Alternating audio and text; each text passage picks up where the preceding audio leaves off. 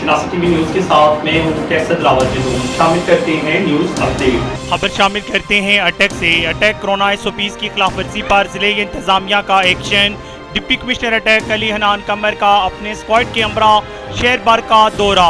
पाबंदी के बावजूद खुली दुकानों पर छापे, मुतअद्दिद अफराद गिरफ्तार। हम आपको तफसीलात से आगाह करते चलें कि अटैक कोरोना SOPs की खिलाफ वर्जी पर ज़िलई इंतज़ामिया का एक्शन। डिप्टी कमिश्नर अटैक अनान कमर का अपने स्क्वाड के हमराह शहर भर का दौरा। पाबंदी के बावजूद खुली दुकानों पर छापे, मुतअद्दिद अफराद गिरफ्तार। दुकानें सील करके भारी जुर्माने आयद कर दिए गए। शहर की 90% दुकानें बंद, शहर वीरानी का मंजर पेश करने लगा। डिप्टी कमिश्नर अटैक अनान कमर ने हमारी मीडिया टीम से बात करते हुए कहा कि कोरोना SOPs की खिलाफ वर्जी करने वालों के खिलाफ कार्रवाई कर रहे हैं।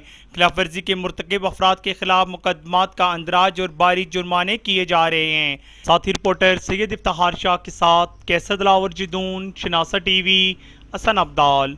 शनासा टीवी रखे आपको हर खबर से बाखबर। थी आज की न्यूज अपडेट। हम रखते हैं आपको इलाके भर की हर खबर से बाखबर।